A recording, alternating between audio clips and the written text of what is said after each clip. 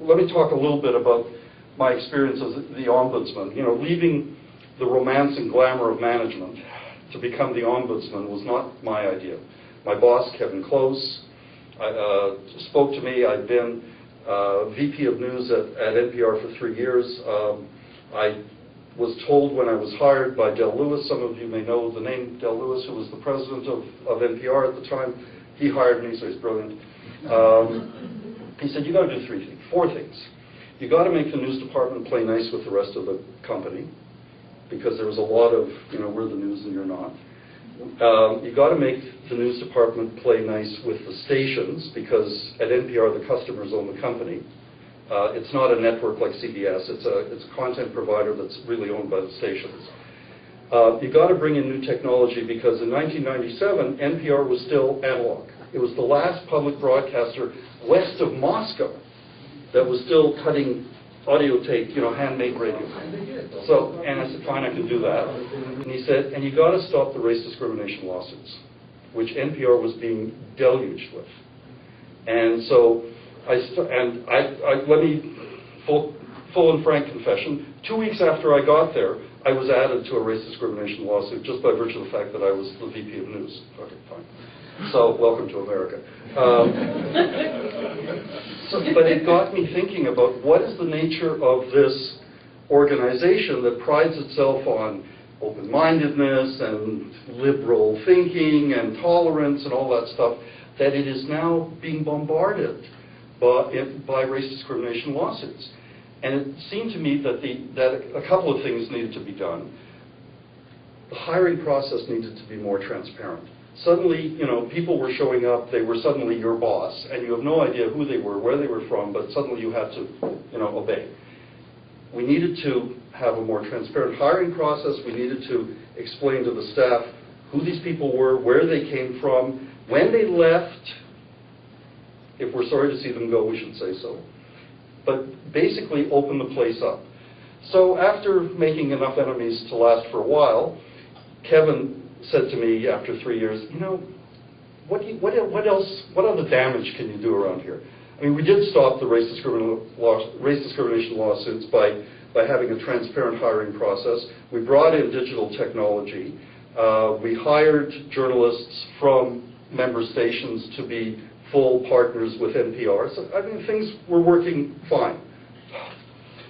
He said, what else needs to be done? I said, you have to open the windows in this place. You need to let people in so that it's not such a closed society. And he said, Kevin, who came from the Washington Post, said, okay, you're going to be the next ombudsman. You're going to be the first ombudsman at NPR. And so this was this kind of separating myself from my definition of myself as a manager, which, you know, you kind of get wrapped up in the office. And I said, you know, maybe I'm going to do this. And so I started off by defining it. Thank you. Defining the role of an ombudsman as someone who is there as an independent agent for the listener, but to create accountability inside the news organization, to show more transparency, to kind of admit when we were wrong, and you know, face up to that. It happens. This is not, you know, journalism, as we know, is not exactly a pure science. And of course, the real defense of. Do you have a question? Yes. For those that are not familiar with NPR, can you give just a little bit Oh, more information? I'm sorry. In fact, we will. Forgive my. After his presentation, we will take questions, and I should have mentioned that. But is it more comfortable for you if we have a free exchange? I'm happy to do that. Absolutely. Yeah. I mean, if you have a question, shut up. Yeah, NPR. For those of you not from the United States, is National Public Radio. It's the United States version of the CBC, funded in an entirely different way, and that's something else we can talk about. CBC is funded by government. NPR is a private not-for-profit. It takes less than 1% from government sources. So it takes money from listeners like you, and from foundations, corporations, and charitable funds. But its goal is, and the thing that attracted me to it, I'm actually really glad you asked that question, it really considers the audience to be citizens first and consumers of media second. And when you start to think of your audience in those terms, you're going to make different editorial choices about what do they need to hear, what do they want to hear, and how do you find the balance between those two? Okay. I'm happy to talk a lot about it. So there is I think that journalistic organizations have kind of lost their way. The recession has hit journalistic organizations very powerfully. News organizations are stripping out their assets. They're laying people off. They're looking for ways to do news on the cheap, which is one of the reasons why the CBC hired Frank Meggitt. Because doing news that is predominantly press release driven is cheaper than sending a reporter out for a half a day or a day. None of you are old enough to remember CBS News in its heyday in the 80s. Oh, pshaw. Pshaw. In 1989, I started at CBS as the overnight kid in their London bureau. And it was just, I was going to be a historian, but I realized I'd rather hang out with these rascals than these academics. CBS News in 1989 had 38 foreign correspondents in 28 cities around the world. They have 6 now in 5 bureaus. What happened to affect that change? A couple of things. The short Dvorkin version of history is digital. Well, no, the first thing that happened is that in 1986, CBS was the first network, first news broadcaster to realize that it could make money from its news division alone. It didn't need the help of sports or entertainment. And Dick Salant, who was the president of CBS News at the time, called an all-staff meeting, and he said to the staff, "I've got good news and bad news." And he said, "Well, what? Give us the good news first, Dick." And he said, "Sure. The good news is CBS has made money.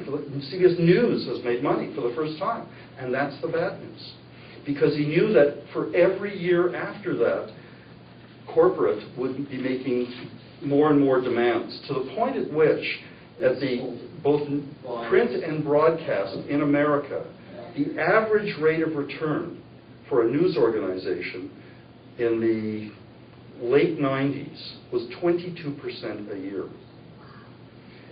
Big Pharma, at its high watermark, made 13%. So media was a gold mine. I mean, it's always been a kind of a gold mine, but it was in the 90s it was a real gold mine. And so there was a lot of pressure on news organizations to start ratcheting up the profits and to figure out ways that they could get rid of the stuff that wasn't profitable. One of the things they did was they brought in McKinsey, you know, the great consulting firm.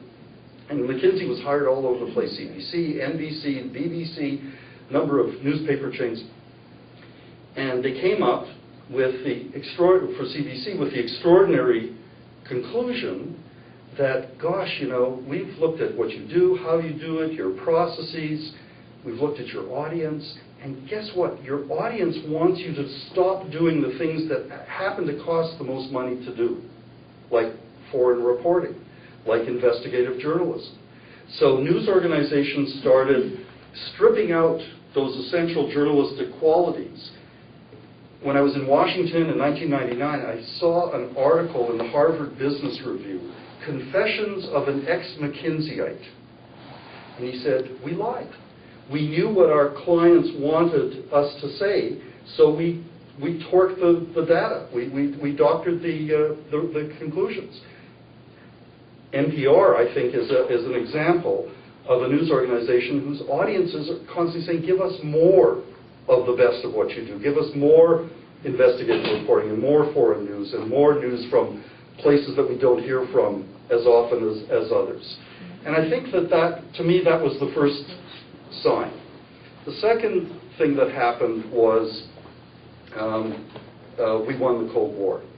That was bad for journalism because it gave news organizations organizations an excuse for saying, oh, the commies are gone, we don't have to cover Russia anymore, great, let's shut our Moscow bureau. So there was a wholesale closure of foreign news gathering.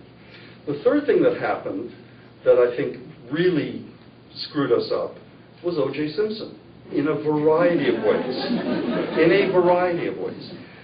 For news organizations, the idea that you could have a camera in a court, that you had something incredibly dramatic going on that involved race, murder, sex, all of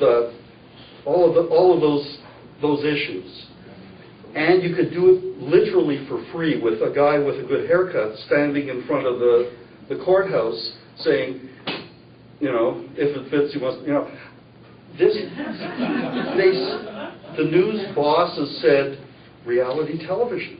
I think, I have to do more research on this, my guess is this was the germ of the idea of reality television. And so there was an increased pressure away from news gathering and into this kind of journalisme vérité, you know, to coin a phrase. So that was the other thing that happened. And then when all hell broke loose on 9/11, the whole sense of what we academics in media call moral panic was disseminated. Moral panic's always there in media. It's the way of creating anxieties in an audience. Something's going to happen, something terrible has happened, you have to watch us, you have to buy our newspaper, otherwise you will be in danger. So this sense of moral panic, which is always in news, and we tell stories that heighten that tension, and we've all done it, and I'm not ashamed to say I've done it myself, but the level of moral panic just skyrocketed after 9/11. And there was tremendous pressure on news organizations in Washington to toe the Bush line, to tell the kinds of stories that the Bush-Cheney White House wanted us to tell. When there was opposition to the war in Iraq, our survival instinct, the management survival instinct said, you have to kind of touch on that now. And, you know, Abu Ghraib was known by the editors at the New York Times 6 months before it was published. The reporter came to the editor and said, this is what's happening in Iraq. Here are photographs of what's gone on there. And the editor said, that's not possible. Americans don't do that. Not after 9/11.